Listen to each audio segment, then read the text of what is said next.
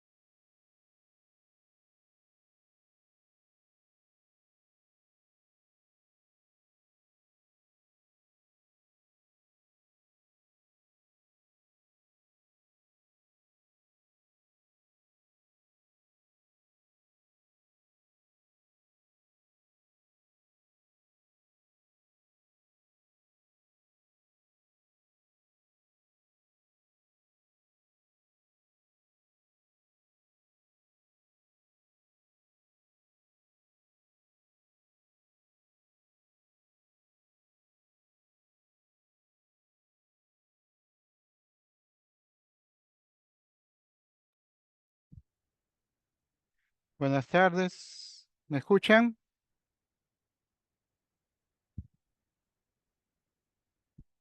Sí, doctor, buenas tardes. Muy bien, vamos a dar 5 minutos para que ingresen sus colegas. Empezamos en 5 minutos, ¿ya?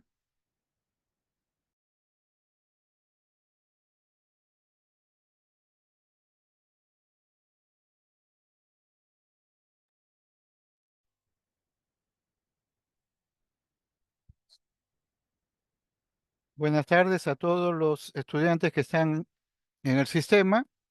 Soy el doctor Chen y estoy a cargo de realizar el día de hoy, ¿no? La clase sobre trastornos neuróticos 2. Vamos a hablar de otros aspectos que tienen que ver con el trastorno neurótico. Ustedes saben que el síndrome neurótico es un proceso en el cual el paciente es consciente de los síntomas que presenta, que los síntomas que presenta a veces no son los que ordinariamente se dan, sino pueden ser por aspectos relacionados con su vida diaria, pero el paciente es consciente y busca ayuda. Entonces, en estos trastornos neuróticos la base es la ansiedad o la angustia. Ese es el elemento que sustenta el proceso de estos trastornos. Voy a compartir con ustedes ahora, ¿no? Un video.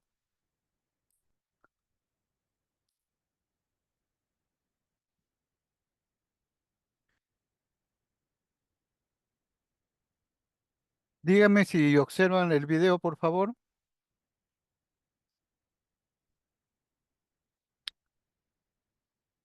Sí se ve, doctor. Muy bien. Lavar las manos de una manera muy furiosa, unas 20 veces por día, 20 minutos cada lavado de mano. Si tocaba las paredes de la bacha o sin querer tocaba la canilla, tenía que volver a empezar y tenía que volver a, no sé, cantar 5 cumpleaños feliz, que era la medida que yo tenía para saber cuánto tenía que durar mi lavado de manos. Que los cumplas feliz, que los cumplas, que los cumplas, que los cumplas feliz.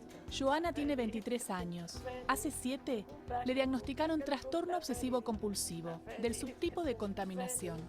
¿Cómo vive la familia de una persona que tiene TOC? Tratábamos de ayudarla, entonces, no sé, si ella consumía muchos rollos de cocina para utilizarlo para muchas cosas, seguíamos comprándolo, no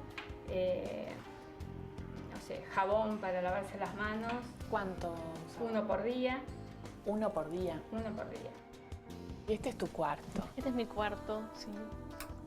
Ahora harías así. Ahora haría así. ¿Y antes? Y antes hubiese hecho, con suerte, así. Y cuando había algo raro acá, sí llegaba e intentaba llegar con la rodilla hasta acá arriba. Ahí va. Si vas para atrás como mamá, ¿cuándo viste estas conductas raras de Joana?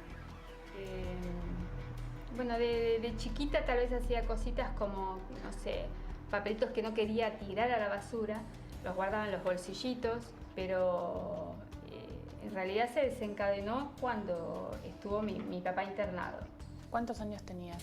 17, 16, 17. ¿Y qué le pasó a tu abuelo? Mi abuelo estuvo internado, se agarró una infección intrahospitalaria, entonces al escuchar la palabra infección, ahí yo empecé, bueno, primero a pedir que cada persona que fuera a la clínica, por supuesto que yo no iba a la clínica, que cada persona que fuera se lavara las manos cuando llegara a mi casa.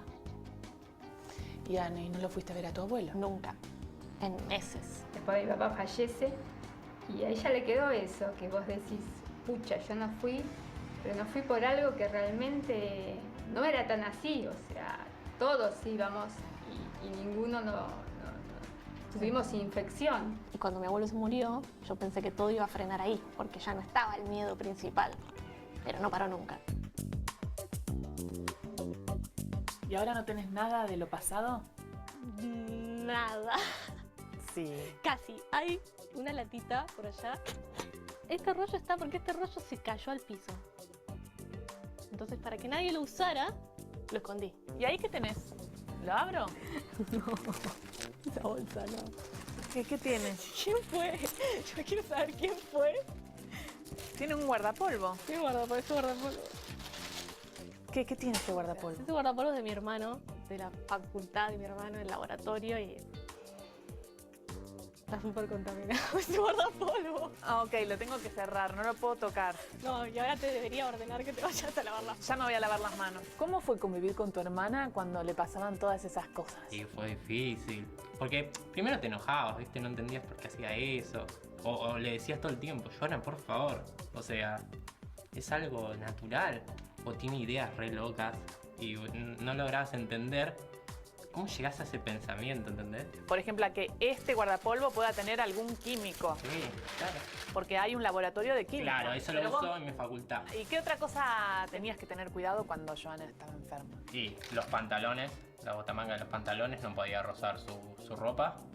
Mi mochila no podía tocar su cama o alguna otra ropa de ella. Eso lo contaminaba automáticamente. Y cuando te dijeron que tenías un trastorno obsesivo compulsivo, dijiste, Sí. Era raro porque yo hacía todo lo que hacía por miedo de no enfermarme y ya estaba enferma. Una de las cosas que más me costaba usar y que a las que más miedo le tenía eran las llaves. Entonces salía siempre con el alcohol en gel porque después de tocar la llave y de abrir la puerta tenía que ponerme alcohol en gel. sí o sí. Sí o sí. Ahora lo llevo, pero lo llevo vacío como un recordatorio de todo lo que gané.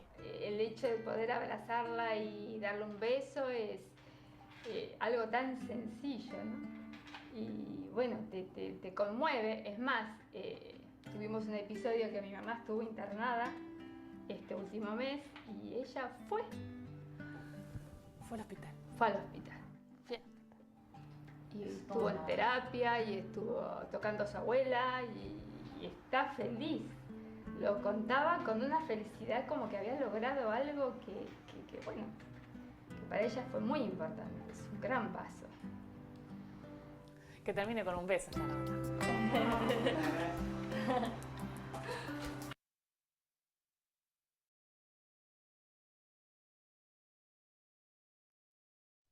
Muy bien. ¿Alguien quisiera dar su opinión con respecto al video? ¿De qué tema estamos tratando? ¿Qué problemas se están ventilando en este video? Del trastorno obsesivo compulsivo. Muy bien. ¿Y qué cosa es el trastorno obsesivo compulsivo?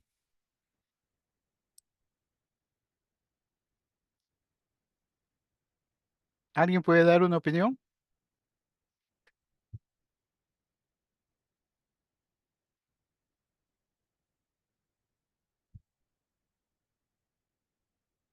Trastorno obsesivo compulsivo es la presencia de obsesiones y compulsiones. Obsesiones son pensamientos o ideas que se ingresan en la mente de las personas y que dominan su mente, a pesar de que las personas se dan cuenta de que son a veces pensamientos tontos o sin sentido, no puede evitar, ¿no? Y no los puede controlar, y se le vienen a la mente sin control y sin capacidad para poder dominarlos. Y las compulsiones son conductas repetitivas que se hacen para calmar esa ansiedad que provoca la obsesión. Por eso hablamos de un trastorno obsesivo compulsivo. Voy a compartir con ustedes ahora la exposición de los trastornos, ¿no?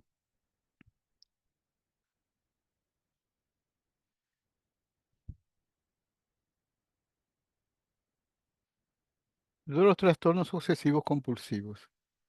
Perdón. ¿Me esperan un momentito? Ya.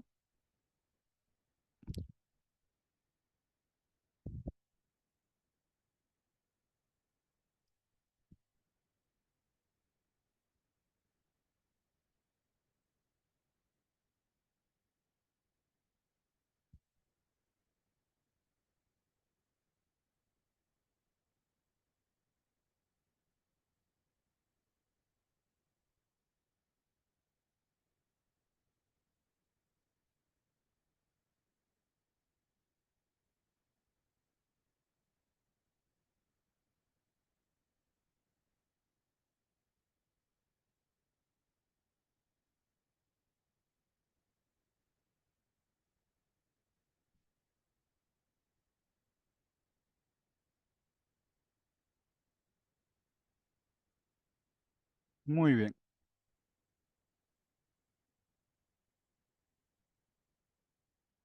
¿Pueden ver la pantalla? ¿Ven mi presentación, por favor? Sí, sí, doctor. Ok, vamos a seguir entonces. Vamos a hablar entonces de los trastornos neuróticos en general y vamos a hablar precisamente de 4 entidades de estos trastornos neuróticos que es importante que ustedes aprendan a conocer.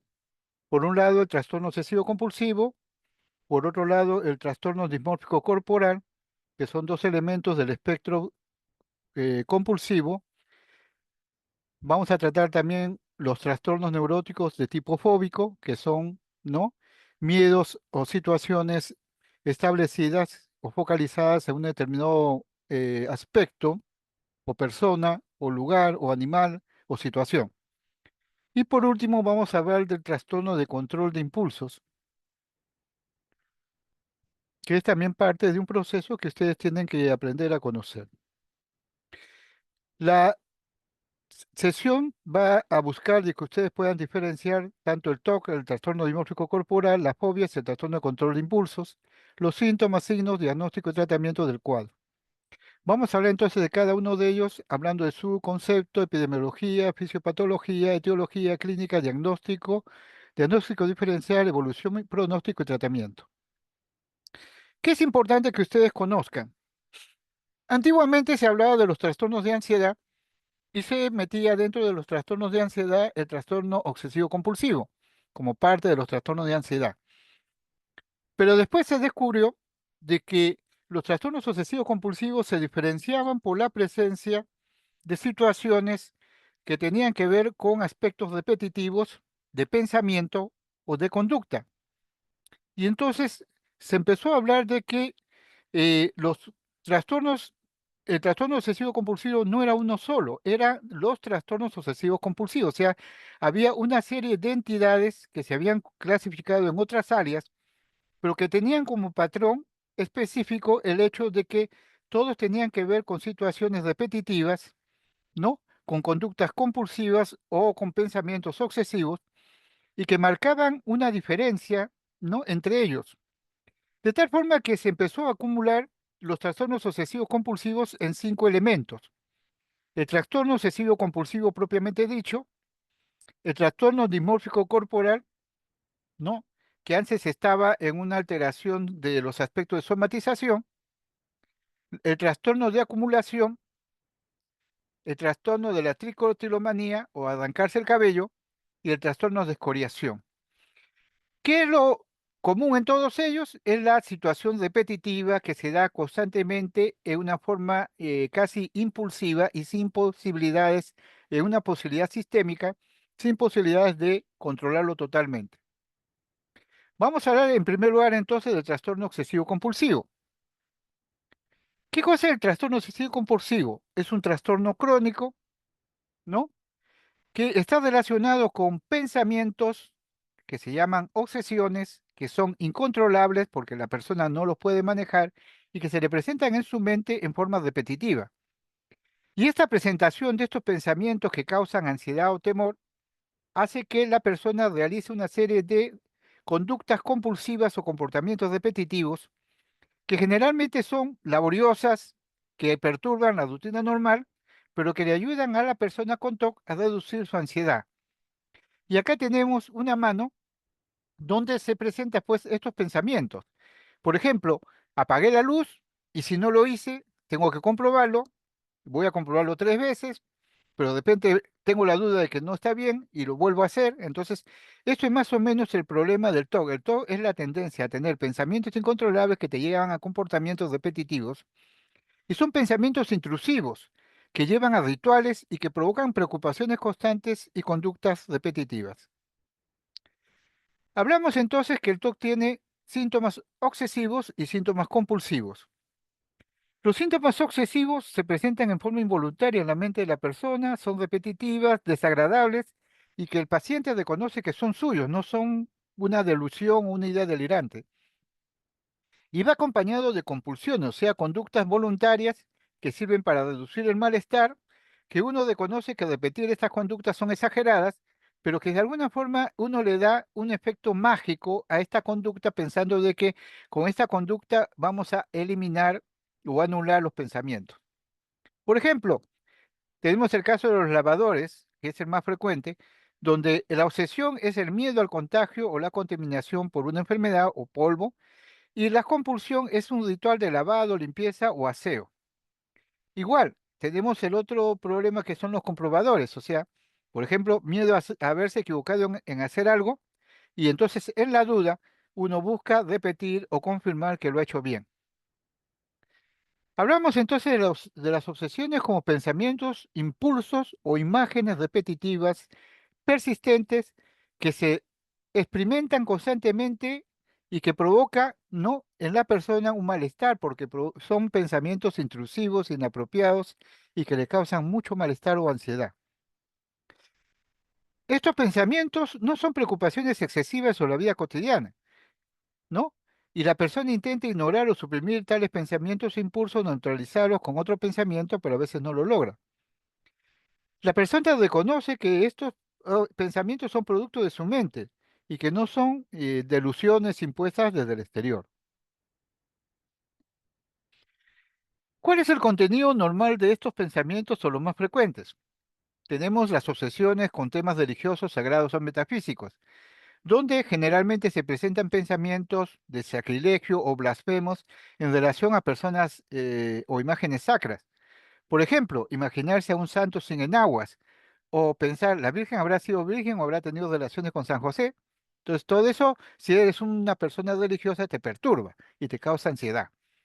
Temas morales, como ejemplo, ideas de escrúpulo moral en cuanto a una ley o principio, y dudas sobre el propio cumplimiento y culpabilidad ante una supuesta transgresión. Por ejemplo, ver pornografía, ¿no? Y uno siente de que ha cometido un delito y siente que debe pagar o tiene una culpa por haber hecho esto, de ver pornografía. O los temas de pureza y protección corporal, que están relacionados con lo que es la limpieza y la contaminación. Entonces, uno trata o tiene pensamientos de que se puede ensuciar o se puede contaminar y lo que busca es proteger su cuerpo a través del lavado constante u otras cosas muy. Tenemos temas de protección ante peligros interiores y exteriores, o sea, cuando de alguna forma se nos vienen pensamientos catastróficos que pueden presentarse situaciones que nos van a afectar a nosotros, ya sea como amenaza o como un ataque, y entonces buscamos conjurar este pensamiento de temor con formas mágicas para prevenirlos. Y entonces uno se pone a pensar en tal o cual cosa para evitar que se suceda lo que uno piensa que puede suceder. Por ejemplo, un terremoto o una caída de un vehículo, etcétera. Aquí, en este grupo de temas de protección, se encontraría el grupo de los comprobadores, que son los que tratan de buscar salir de la duda si han logrado establecer, por ejemplo, niveles de seguridad, haber puesto la llave bien, haber cerrado bien la puerta, haber puesto los seguros, y temas de protección. Hay temas también que tienen que ver con el orden y la simetría. O sea, es la búsqueda de la persona de establecer un orden, ¿no? Para realizar una actividad que impone una parte de su tiempo. Por ejemplo, programar, organizar, ordenar algunas cosas. Por ejemplo, simetría, poner dos panes paralelos uno con el otro. Eh, orden, poner todos los colores, ¿no? En forma ordenada para que no se vean desordenados. Hay también temas de precisión y de completud. O sea, es lo que se busca en lo que se llama la tendencia al perfeccionismo. Y entonces, cuando una persona busca ser perfecta, ¿no? Entonces desea desarrollar sus capacidades intelectuales o laborales a plenitud. Pero sucede que a veces uno no se siente satisfecho con eso y están constantemente autocuestionándose si ha hecho bien, si ha completado bien las cosas, si ha hecho el trabajo adecuadamente. Igual, un séptimo tema obsesivo es los temas referentes al paso del tiempo. Por ejemplo, el temor de la persona a olvidar, ¿no? Alguna anotación o algo que tenía programado y que tiene que recordar con exactitud. Y entonces empieza a llenar un lugar con una serie de boletas que le indiquen qué cosa es lo que tiene que pendiente de hacer, unas anotaciones. Y eso hace que su vida se vuelva cuadradito porque tiene que estar buscando darle solución a los temas que él está planteando en el tiempo. Hemos hablado entonces de las obsesiones como pensamientos, ¿no? Ahora hablamos de las compulsiones como comportamientos o actos mentales. Ambos niveles son equivalentes. Comportamientos, por ejemplo, como lavado de manos o comprobar el orden, o actos mentales, como por ejemplo rezar, contar o repetir palabras mágicas en silencio. El objetivo de las compulsiones es prevenir o reducir el malestar de las obsesiones. Pero en realidad no hay una conexión realista entre lo que se pretende neutralizar o que uno desea pensar. Entonces, muchas veces estamos utilizando actos mentales mágicos.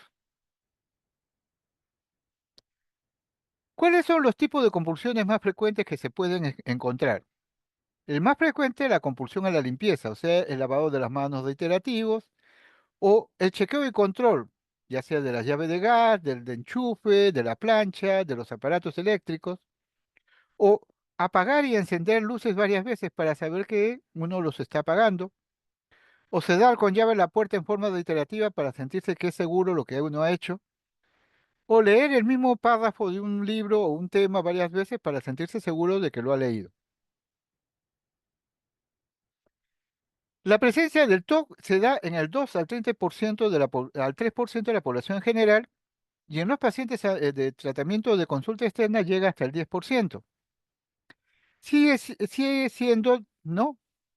El cuarto trastorno neurótico más frecuente después de las fobias, ¿no? La farmacodependencia y la depresión mayor.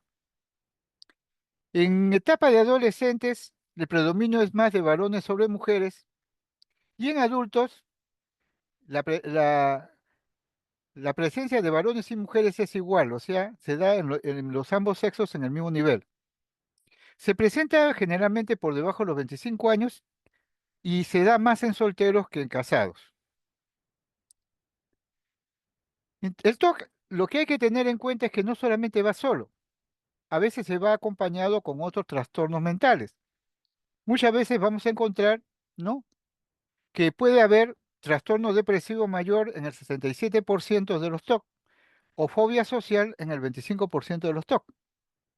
Pueden presentar también síndrome de Tourette, que es el síndrome de TIC múltiples, en el 5.7% de los TOC. También puede haber, ¿no? Presencia de TIC en el 20 al 30% de TOC, de pacientes con TOC, y se puede asociar otros procesos, como por ejemplo alcoholismo, trastorno de ansiedad generalizada, fobias específicas, pánico, trastornos alimentarios u trastornos de personalidad. Se ha revisado, o la literatura ha revisado, aspectos del TOC con respecto a la etiología y se ha hablado que muchos de estos aspectos tienen que ver con una base neurobiológica. Y entonces se ha encontrado que, por ejemplo, el TOP puede ser producido por una alteración del neurotransmisor, principalmente el sistema serotoninérgico, donde pueden existir alteraciones de la transmisión serotoninérgica en el líquido cefalorraquídeo, y por eso el uso de la clomipramina como tratamiento para el cuadro. Se dispone de menos evidencia de que el sistema noradrenérgico esté comprometido, y también se habla de que el TOC estaría relacionado con infecciones por estreptococo beta hemolítico grupo A en niños. que van a provocar una corea de Sydenham y, por supuesto, trastornos obsesivos asociados.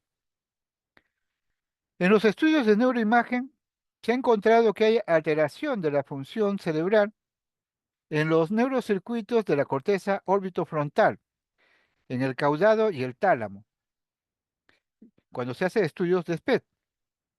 Y en estudios de resonancia magnética y tomografía cortical cerebral, se han encontrado una reducción bilateral de los núcleos caudados en los pacientes con TOC. Se habla también que el componente genético es importante. Se han encontrado tasas elevadas de relación de gemelos monocigóticos y TOC. O sea, un paciente gemelo monocigótico tiene TOC, el hermano monocigótico lo va a tener también.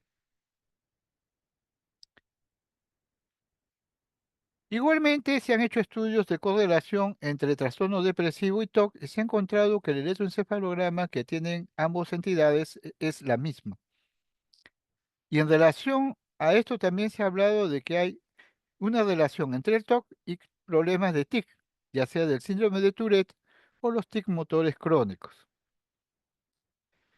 Se habla también de que el TOC se puede presentar como un aprendizaje o un mal aprendizaje en el trastorno conductual, cognitivo-conductual, donde la persona aprende inadecuadamente a manejar, ¿no?, algunas situaciones de TOC y esto va generando una situación de alteración del funcionamiento social. Igualmente, se ha visto de que en la etiología del TOC hay factores de personalidad. Se ha visto que la mayoría de los individuos con TOC no presentan síntomas compulsivos premórbidos, ¿no? Y no es necesario que uno tenga una personalidad, ¿no?, obsesivo-compulsiva para hacer el trastorno obsesivo-compulsivo. También se ha hablado de factores psicodinámicos, o sea, causas que presentan en la vida diaria de las personas y que pueden desarrollar, ¿no?, TOC a través de dificultades sociales, problemas de personalidad, ¿no?, o problemas de cumplimiento en la terapia. Definimos entonces, según la DSM-5, el TOC como la presencia de obsesiones, compulsiones o ambas. Ya hemos definido las obsesiones y las compulsiones. Las obsesiones o compulsiones requieren mucho tiempo produciendo un malestar significativo y un deterioro en la vida social, laboral y otras áreas. Los síntomas de TOC no pueden atribuirse a causas médicas o farmacológicas, sino hablaríamos de un TOC secundario, somático o farmacológico. La alteración no se explica por otro trastorno mental y es importante entonces tener en cuenta esos aspectos. Les muestro la escala de Yale-Brown que nos sirve para medir los síntomas y valorar la severidad del TOC, que va desde una escala de que uno está muy de acuerdo con la oración que se afirma o está en total desacuerdo. Entonces, se presentan, por ejemplo, síntomas que tienen que ver con el TOC. Por ejemplo, a menudo pienso que las cosas a mi alrededor son peligrosas, o para ser una persona importante debo ser perfecto, o si no actúo cuando preveo un peligro, entonces seré culpable. Cuanto más esté de acuerdo uno con la información, estamos hablando de un trastorno obsesivo compulsivo.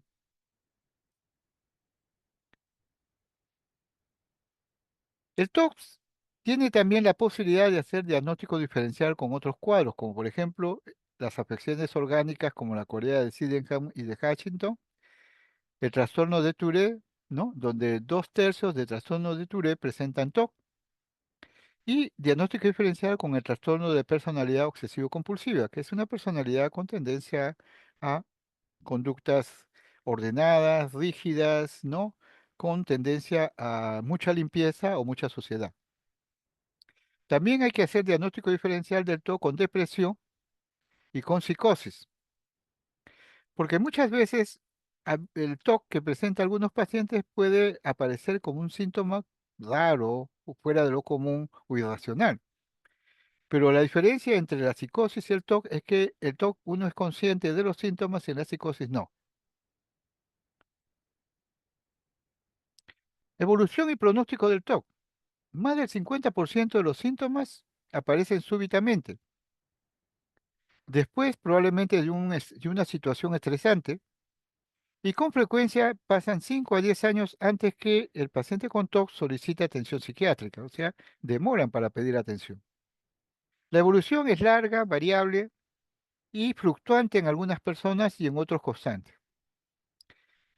En el pronóstico, el 20 al 30% de estos pacientes mejoran, ¿no?, en el tiempo, pero 40 a 50% la mejoría es moderada y 20 a 40% no, no se mejoran. El tratamiento para el TOC es inicialmente farmacológico por los estudios clínicos que se han hecho. Los efectos del tratamiento se observan después de 4 o 6 semanas de aplicarse. El beneficio terapéutico máximo llega a las 16 semanas y una proporción significativa de los pacientes con TOC responden al tratamiento con antidepresivos IRS, inhibidores de captación de serotonina, o la clomipramina, que es un tricíclico, ¿no?, antidepresivo. Hablamos entonces de los inhibidores selectivos de la captación de serotonina, que son antidepresivos y ansiolíticos. Tenemos ahí, como para el tratamiento del TOC, la fluoxetina, la fluvoxamina, la paroxetina, la sertralina y el citalopram. Pero para este tratamiento se requieren dosis altas, o sea, 2 o 3 tabletas o 4 tabletas que se necesitan del inhibidor selectivo de captación de serotonina para controlar el TOC. Mientras que para un tratamiento depresivo basta con 2 o 3 tabletas, para el TOC hay que usar hasta 4, 5, hasta 6 tabletas. Entonces, a veces hay efectos secundarios transitorios, pero que provocan molestias en las personas que usan el tratamiento, y hay que tener mucho cuidado con eso. El mejor resultado del tratamiento es una combinación de un inhibidor de captación de serotonina farmacológico y la terapia conductual. Se usan otros medicamentos como la clomipramina, ¿no? Ya hemos hablado que es un medicamento que se usa bastante en el TOC, ¿no? Provoca sedación, por eso se recomienda su uso para tomarlo en la noche. Otros fármacos que se han usado para el TOC han sido el valproato, el litio o la carbamazepina como coadyuvantes, venlafaxina, que es un antidepresivo dual, o los IMAOs, y algunas veces se ha usado buspirona, ¿no?, y ansiolíticos para manejar este problema. Junto con el tratamiento farmacológico se recomienda la terapia conductual, que es efectiva como el tratamiento farmacológico y de elección para algunos que son más duraderos y beneficiosos. El tratamiento conductual se puede hacer en forma ambulatoria o hospitalaria, ¿no? Las principales estrategias para manejar la terapia conductual es la exposición y la prevención de la respuesta al TOC. Otras técnicas que se usan en terapia conductual son la desensibilización, o sea, quitarle la ansiedad a la persona, el bloqueo de pensamientos, la inundación cuando te ves expuesto a un proceso, o el condicionamiento aversivo, o sea, el condicionarse para pensar lo opuesto.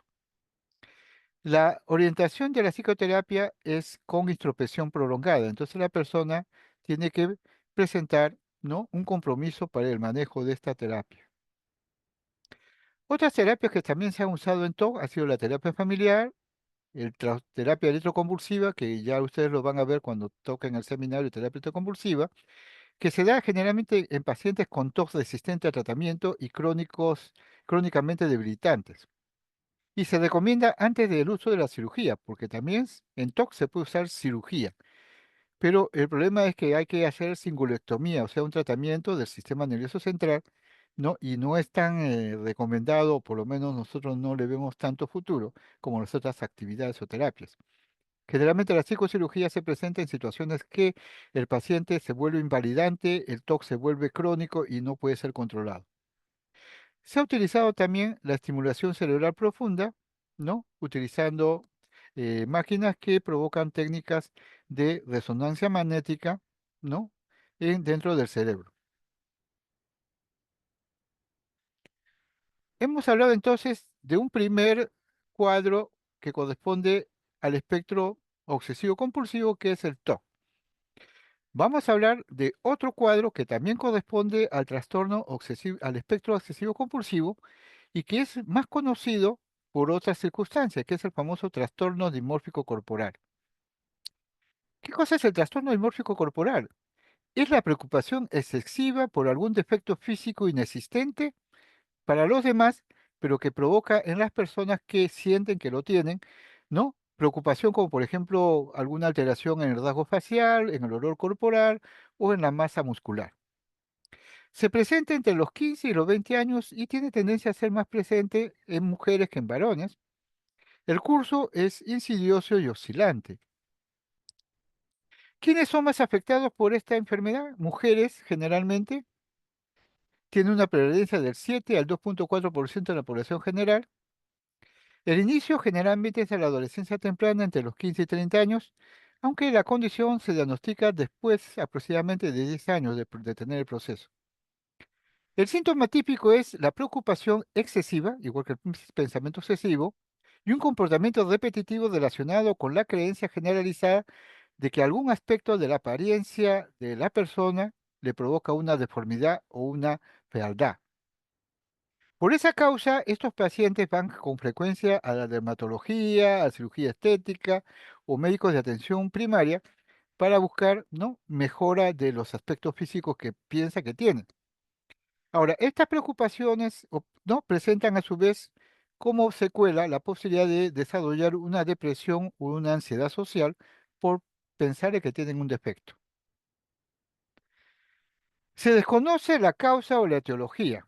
Tiene factores biológicos, psicológicos y socioculturales, pero no se ha podido establecer causas básicas. Se habla de que el trastorno dimórfico corporal puede estar asociado a anomalías cerebrales a través de estudios cerebrales, que tendrían que ver con el circuito frontoestriatal y temporoparietal occipital, que se han hallado en imágenes de resonancia magnética. El diagnóstico sigue los criterios de la DSM-5, que es la característica central de la preocupación angustiosa perjudicial de tener defecto o una falla que solamente es percibido por el paciente y que no lo observan otras personas. Y comportamientos repetitivos o actos mentales frente a esta preocupación para disminuir estos defectos. Los síntomas no se explican mejor por otro trastorno, como podría ser, por ejemplo, los trastornos alimentarios en lo que es la alteración de la imagen corporal. Y es importante evaluar que este cuadro tiene un riesgo. El riesgo es la tendencia suicida. La persona que se ve afectada por este cuadro piensa que la única solución es que si sigo feo y no soluciono mi problema, mejor me mato. Y hay tasa anual de suicidio consumado del 0,35 y es 45 veces mayor que en la población general. El diagnóstico diferencial del trastorno dimórfico corporal es con el TOC principalmente, después con esquizofrenia y otros trastornos delirantes y trastornos de somatización, como antes era la clasificación antes. Antiguamente el trastorno dimórfico corporal se clasificaba con trastorno de somatización. Ahora es un trastorno del espectro obsesivo compulsivo. Y dentro de los trastornos de somatización la confusión puede ser con anorexia o bulimia. El inicio de este cuadro es en la adolescencia y va evolucionando en forma gradual o súbito. La evolución puede ser prolongada, con intervalos asintomáticos. La parte del cuerpo donde está la preocupación puede ser siempre la misma o de repente cambiar con el tiempo.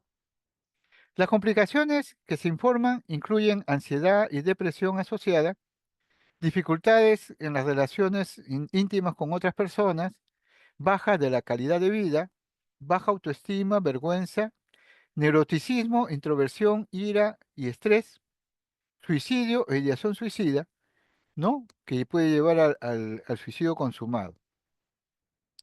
El tratamiento es de dos niveles.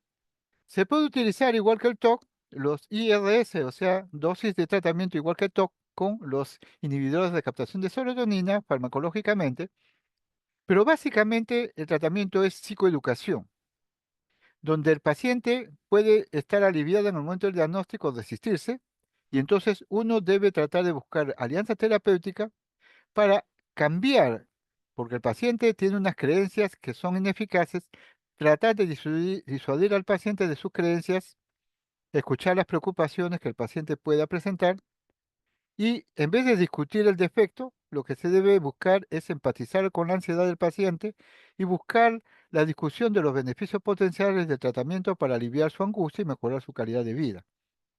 Se puede utilizar la terapia cognitivo-conductual, ¿no? Que nos ayuda a controlar precisamente esos pensamientos catastróficos que nosotros creemos que tenemos.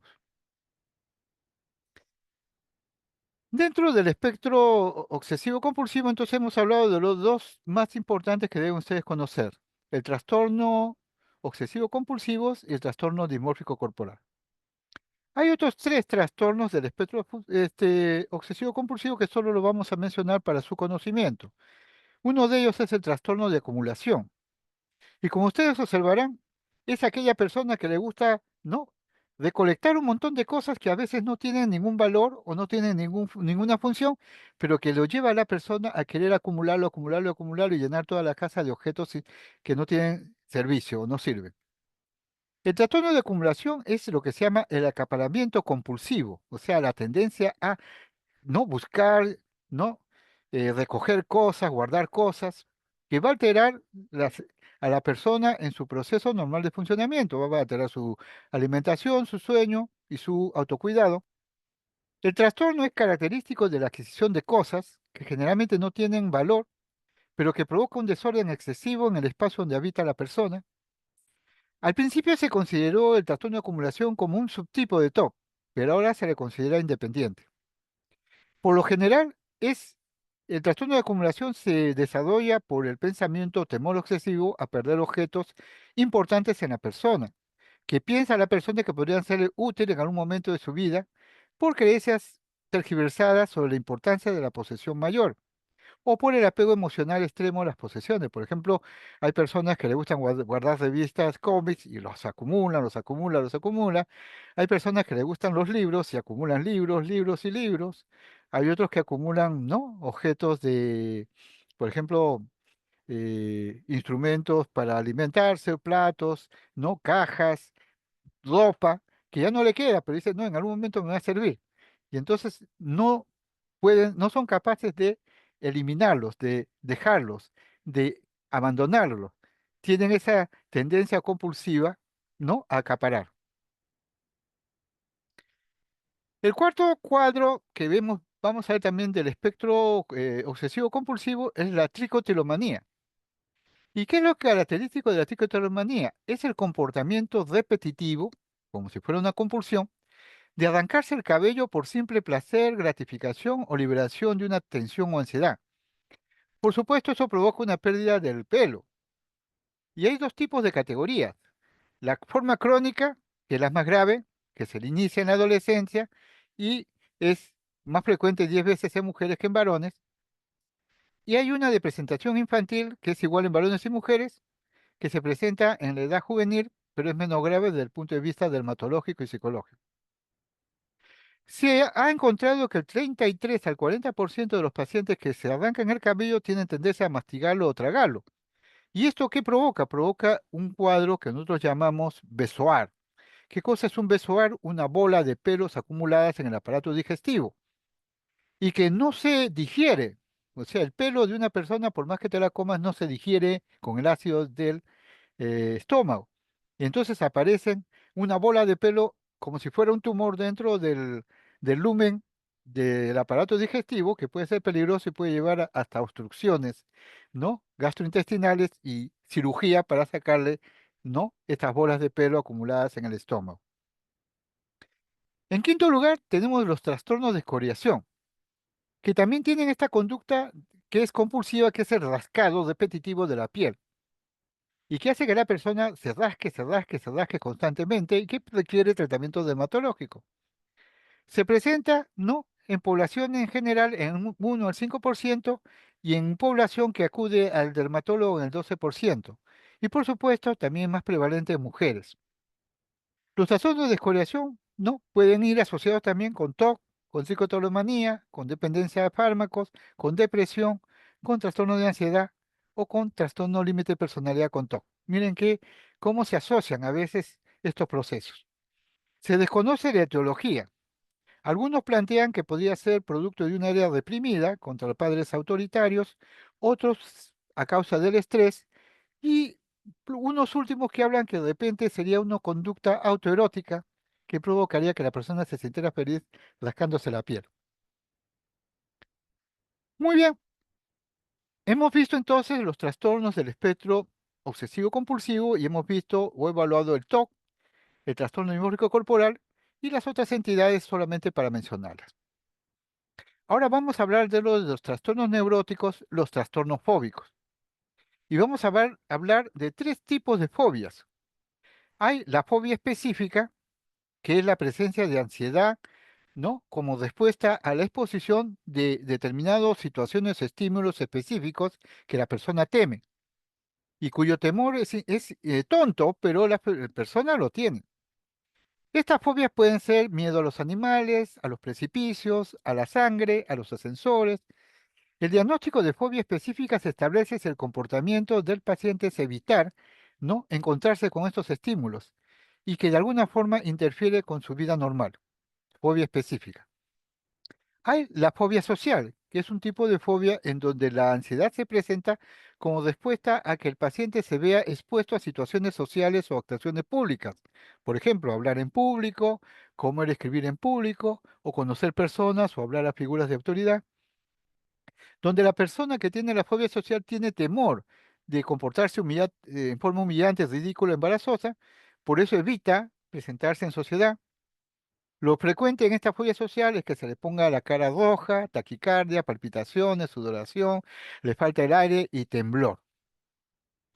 Ese es el otro tipo de fobia social. El tercer tipo de fobia es la agorafobia, que es la fobia a lugares o situaciones donde escapar es difícil o embarazoso, o imposible encontrar ayuda en caso que aparezcan síntomas de ansiedad severa. Los temores más frecuentes en la agorafobia son alejarse de la casa, estar dentro de multitudes, o sea, participar en multitudes, en congestionamiento vehicular o quedarse solo. Y entonces es importante, si hay antecedentes de ataques de pánico, entonces se diagnostica trastorno de pánico con agorafobia. Y vamos a hablar de algunos ejemplos para que ustedes tengan una idea de lo que es cada una de estas fobias. Fobia específica. La presencia, volvemos a decir, de ansiedad como después la exposición a situaciones de objetos específicos. Puede ser un animal, puede ser un ambiente, puede ser algún material, sangre o inyecciones, o puede ser situaciones como transportes públicos, ascensores, aviones, o fobias específicas de otros tipos. Tenemos una lista. Por ejemplo, acá, para que ustedes puedan revisar, tenemos la acrofobia, miedo a las alturas, la claustrofobia, miedo a espacios pequeños, la hemofobia, miedo a la sangre, ¿no? La zoofobia, miedo a algunos animales. Algunas fobias son bien, ¿cómo se le diría? Específicas o con un componente muy esotérico. Por ejemplo, la araquibutirofobia, miedo de que crema de cacahuate se le pegue en el techo de la boca. O la mocofobia, miedo de los mocos. O la parascabidecatriafobia, miedo al viernes 13. Como ustedes se darán cuenta, es interesante revisar estos elementos de fobia específica. Y acá tenemos un caso clínico. Paciente de 43 años de sexo femenino que refiere: tengo un miedo terrible a los roedores. Me pasa desde que vi uno en mi cuarto cuando era pequeña. Hace una semana, un amigo que sabía de mi miedo por hacerme una broma me puso un juguete que imitaba una rata en mi cocina. Cuando lo vi casi me desmayo, gritaba y lloraba, no podía respirar, a pesar que me explicaban que era de mentira, yo seguía llorando. De eso una semana, hasta ahora no puedo dormir y estoy la mayor parte del día nervioso y llorando. Mi amigo ha venido varias veces a pedirme disculpas, pero yo no se lo perdono. Un caso de fobia específica. Fobia social, ya hemos visto que tiene que ver con situaciones sociales o actuaciones en público.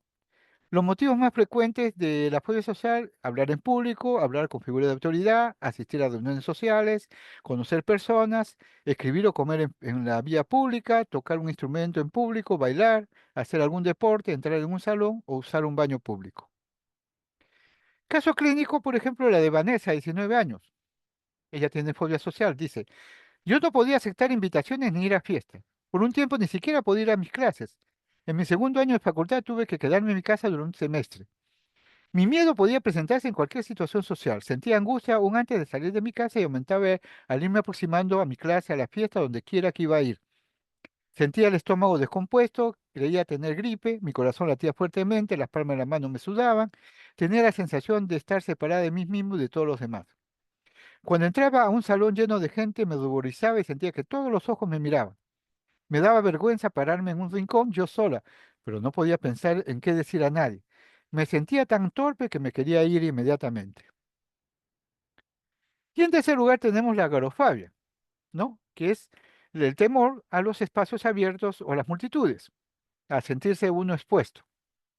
En este caso, el caso de agorafobia es Gladys, una joven de 25 años que hace 4 meses, al estar recibiendo clases en la universidad, empezó a sentir ansiedad al no comprender las explicaciones del profesor de cálculo y se sintió incómoda, temerosa, sudorosa, con mareos, por lo que tuvo que irse. Al llegar a su hogar no encontró a ningún familiar y sintió mucho miedo, teniendo que acudir a la casa de un vecino mientras llegaban sus papás. Desde esa fecha, la paciente ha desarrollado una ansiedad severa cada vez que está sola o debe salir de su casa. Para poder asistir a clases tiene que ser acompañada por su padre o tener un teléfono celular disponible o recibir clases, ¿no? Solamente si puede sentarse cerca de la puerta. No soporta las aglomeraciones ni el transporte colectivo, no puede asistir a centros comerciales, ¿no? Si no va con familiares o amigos. Tiene el antecedente de que de niña era temerosa y refiere que el tío y el papá han padecido de nervios y han sufrido de alcoholismo.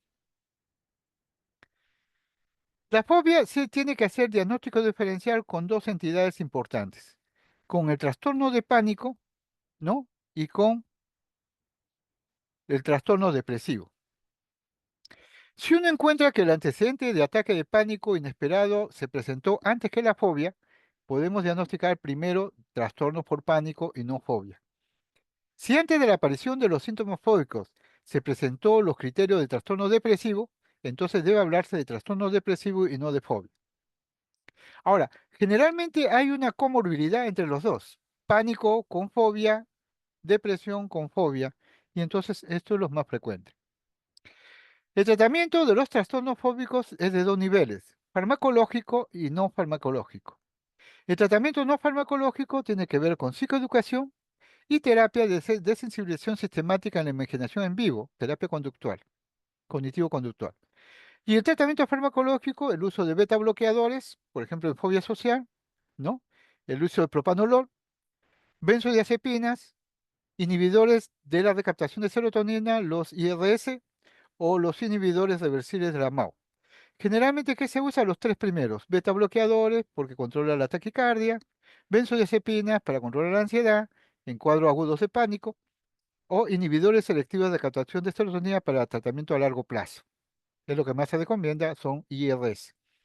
Y por supuesto, el tratamiento no farmacológico, psicoeducación y terapia cognitiva de desensibilización.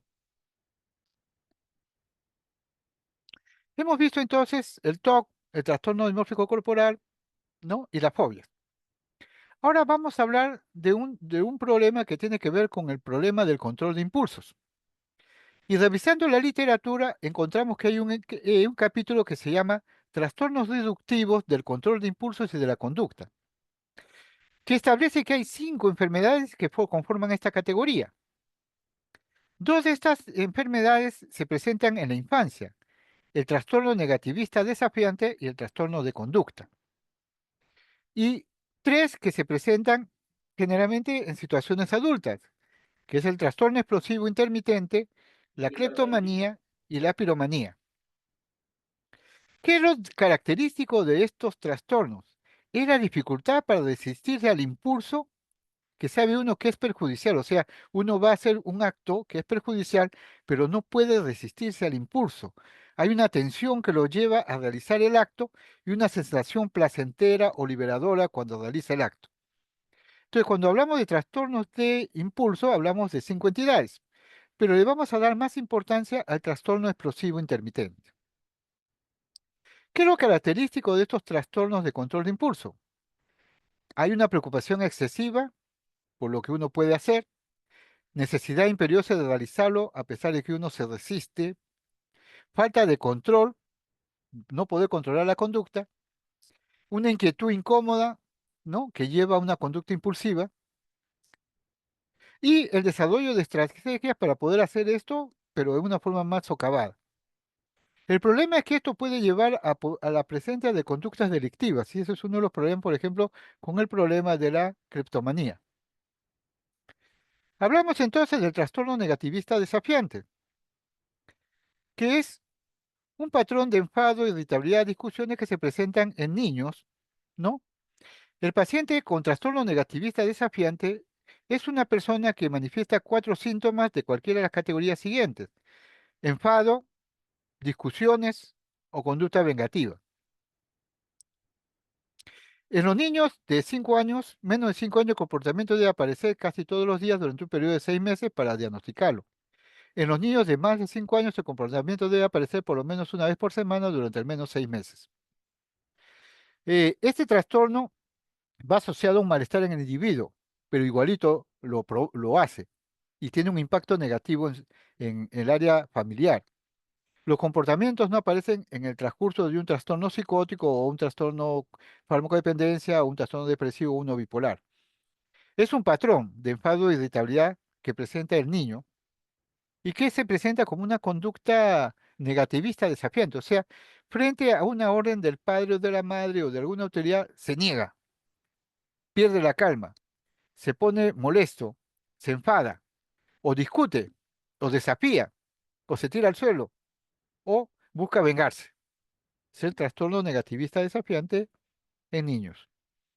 Un segundo nivel de desarrollo es el trastorno de conducta en niños y adolescentes, que es una complicación ya del primero, que es un patrón repetitivo de comportamiento en que no se respetan los derechos de las otras personas. La persona se comporta como un antisocial y entonces puede presentar por lo menos uno de los, en una categoría, ¿no? Por lo menos en los últimos 6 meses. Por ejemplo, agresión a personas y animales, destrucción de propiedad, engaño o robo, incumplimiento de las normas. Es como que es un psicopatita, un psicopatita. Entonces, en agresión a personas, acosa, amenaza, inicia peleas, puede usar un arma y provocar daño, puede provocar crueldad física en personas o animales, ha robado o destrucción de propiedad, ¿no? Puede prender fuego a objetos de otras personas, ¿no? O ha destruido alguna propiedad de alguien, o ha invadido la casa, o ha robado, ¿no? Objetos, y a menudo sale por la noche a pesar de la prohibición de sus padres, ¿no? Pasa la noche fuera sin permiso y falta a la escuela constantemente. Entonces, es un comportamiento que nosotros podríamos delimitar como un comportamiento antisocial. El tercer tipo de trastorno de control de impulsos es el trastorno explosivo intermitente. Y aquí es donde nos vamos a detener un poco más porque me parece que este es el área de control de impulsos que ustedes podrían manejar mejor. Manejo de niños, difícil, ¿no? Pero sí es bueno que conozcan cuáles son los problemas de control de impulsos en niños que se oponen negativamente a los padres o los que ya presentan trastorno de conducta y van a terminar en maranguita. Tenemos el trastorno explosivo intermitente. ¿Qué cosa es el trastorno explosivo intermitente? Como ustedes verán en la imagen, son episodios discretos de pérdida de control de la persona con impulsos agresivos. Muchas veces la agresividad es desproporcionada a la causa. Y por supuesto, la persona después de haber hecho o cometido el impulso agresivo se arrepiente o tiene remordimiento.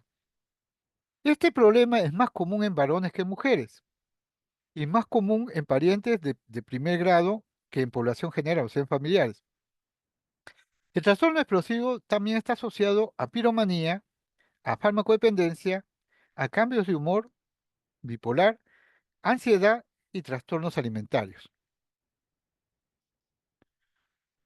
Definimos entonces que el trastorno explosivo intermitente es un trastorno del control de los impulsos caracterizado por arrebatos verbales o físicos repetitivos, que son desproporcionados frente a los factores que lo precipitan y que van a resultar en angustia o deterioro del funcionamiento social de esta persona. Por ejemplo, son aquellas personas que, por ejemplo, lo topan y cuando lo topan reacciona agresivamente queriéndole pegar al otro como si le hubiera golpeado con algo y después de haberse reaccionado así con violencia, se arrepienten de haberlo hecho, pero ya hicieron el daño.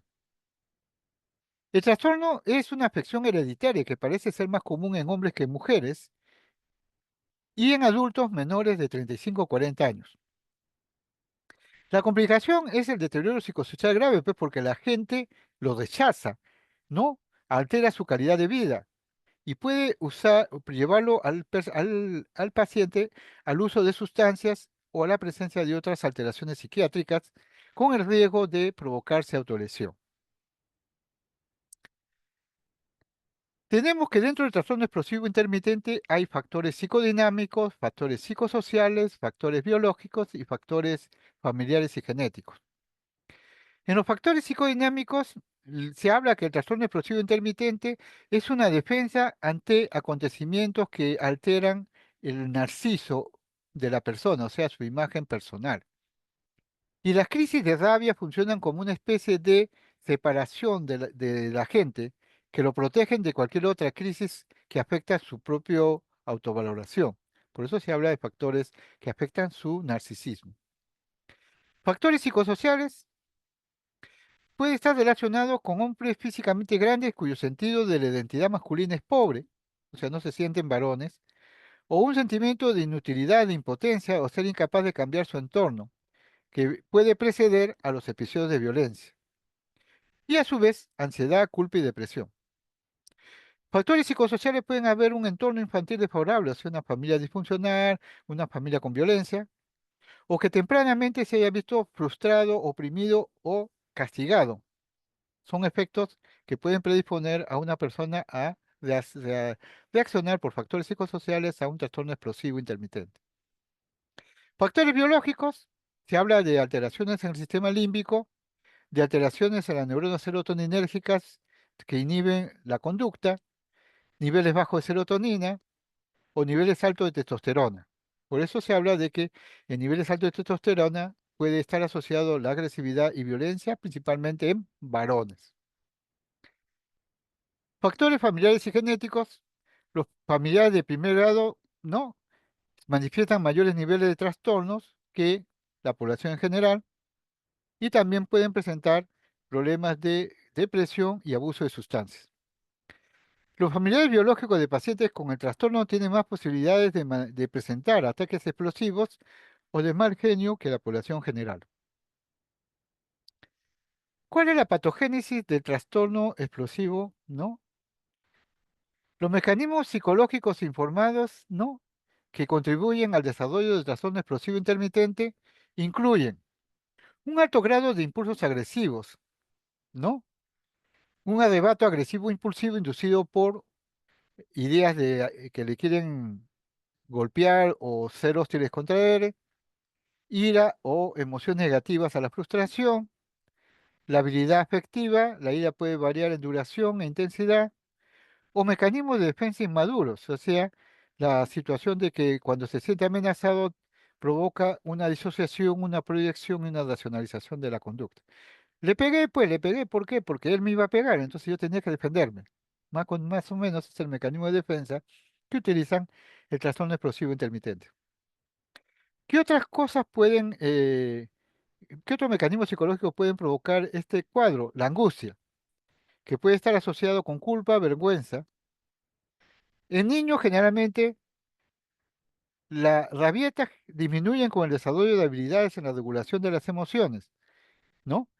Y los arrebatos intensos de ira pueden persistir a lo largo del desarrollo y manifestarse a través de trastornos psiquiátricos, ¿no? Y es importante tener también esto en cuenta. ¿Cuáles son los criterios de SM5 para el trastorno explosivo intermitente? Que debe ocurrir en personas mayores o iguales a 6 años o nivel de desarrollo equivalente. El patrón de comportamiento repetitivo que implica la falta de control de los impulsos agresivos, que se presenta como un arrebato agresivo, que se presenta 2 veces por semana durante un periodo de 3 meses y que puede involucrar agresión verbal, agresión física o 3 arrebatos de comportamiento físicamente agresivo que ocurren en menos de 12 meses, que pueden implicar daño personal, destrucción de propiedad o lesiones físicas. Los arrebatos agresivos repetidos son espontáneos, o sea, no son premeditados, ni se programan. Se basan en la ira y la desproporción en la respuesta al factor que lo desencadena.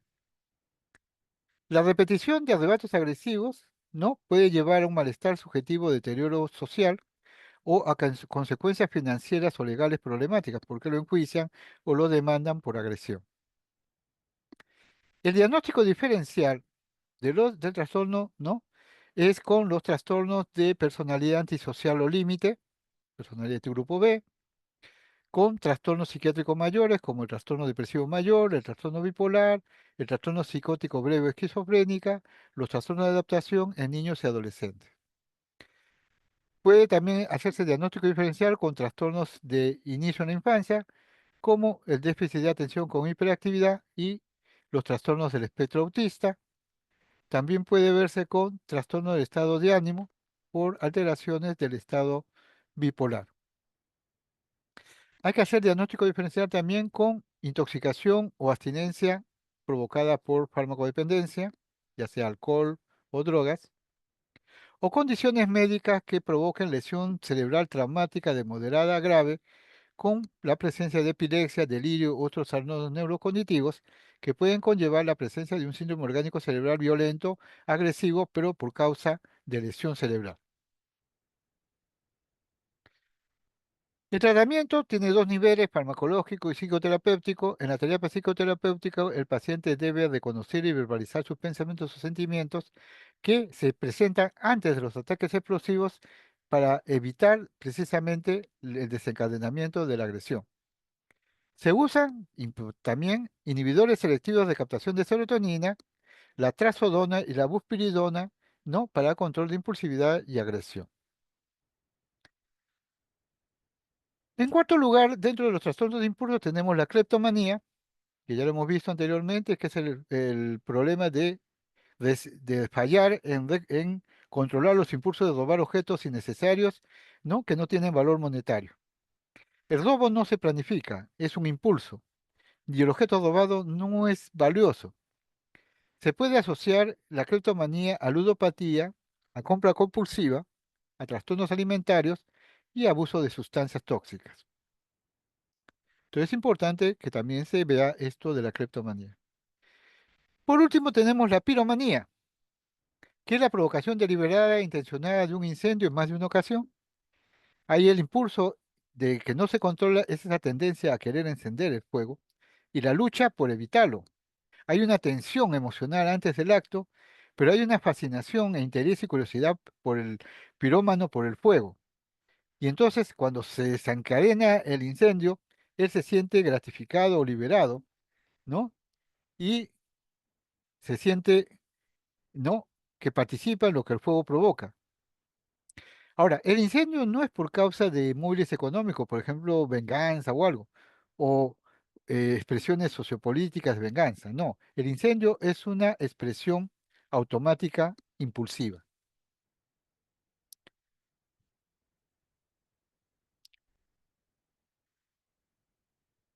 Muy bien,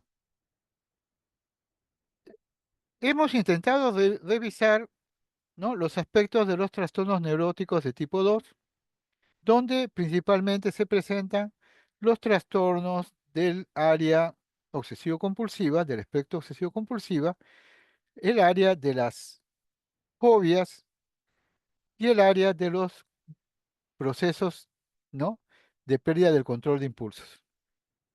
Dentro de ese aspecto, hemos visto que en el área del espectro del autismo hay 5 entidades, pero que las más importantes son el TOC y el trastorno dimórfico corporal, el trastorno de acumulación, el trastorno de comerse el cabello o el trastorno de rascado no son tan importantes.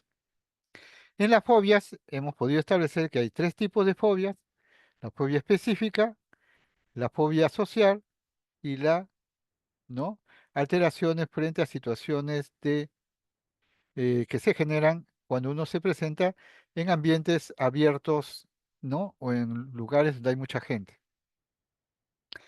Son las fobias más importantes. Por último, hemos revisado los problemas de control de impulsos y las entidades que se dan. Hay dos entidades que se dan en la infancia, el trastorno negativista y el trastorno conductual, y tres que se dan en la edad adulta, que es el trastorno, ¿no?, de control de impulsos intermitente, pérdida de control de impulso intermitente, la ludopatía y la piromanía. De esas, la más importante es precisamente el control de impulsos, porque es la que se ve con más frecuencia y uno lo va a encontrar con más facilidad. Se ha establecido cuáles son los patrones característicos de esta conducta, cómo se puede diagnosticar, cuál es el diagnóstico diferencial y qué tipo de tratamiento reciben cada una de estas entidades. Hasta este nivel, ¿alguna pregunta que deseen ustedes hacer con respecto a la exposición? ¿Algo que quisieran ustedes aclarar o desearían ustedes mm, eh, buscar mayor información? Doctor, buenas tardes. Tengo una consulta. Sí, La Carolina. agorafobia y la claustrofobia, ¿cómo las puedo diferenciar? Ya, la agorafobia es el temor a los espacios abiertos. Por eso hablamos de que la persona no puede estar en multitudes o no puede estar en ambientes, por ejemplo, como Jockey Plaza y todo eso. Esa es la agorafobia. Y la claustrofobia es cuando tú te encierras en un lugar, o sea, te encierras y sientes que el espacio donde estás te causa tensión. Se llama claustro, encerrarse, fobia a los espacios cerrados. Y eso se da también en niños, ¿no? Acuérdense, a veces las mamás por castigar al bebé o al niño lo agarran y lo meten a un cuarto oscuro y entonces le empiezan a generar claustrofobia. ¿Ok? Mientras que la agorafobia se presentan bajo situaciones de estrés que van a generar la situación en la cual la persona se siente indefensa, sola y expuesta al mundo. Y entonces tiene temor de esa exposición abierta. Y entonces se genera la agorafobia, que muchas veces va asociado con trastorno de pánico. Gracias, doctor. Ok. ¿Otras preguntas que deseen hacer, por favor?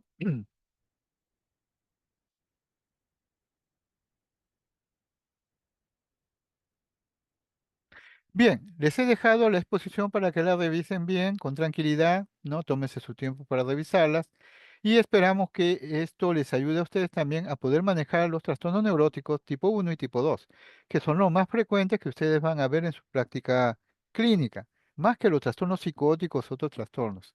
Los trastornos de ansiedad y depresión son los más frecuentes en la práctica médica, privada o pública. Y ustedes tienen que estar preparados para poder detectar o deliberadamente orientar a veces a sus pacientes si presentaran algún tipo de este tipo de patología de trastorno neurótico. Entonces, vamos a dejar el tema ahora, ¿no? Y nos estamos viendo en la próxima clase. Entonces, Muchas les gracias, pido a doctor. ustedes, ¿no? Cuídense mucho y revisen el tema con tranquilidad. Está para que ustedes lo bajen en el sistema sin ningún problema. Ok, Gracias, cuídense. doctor. Gracias, doctora. Ya.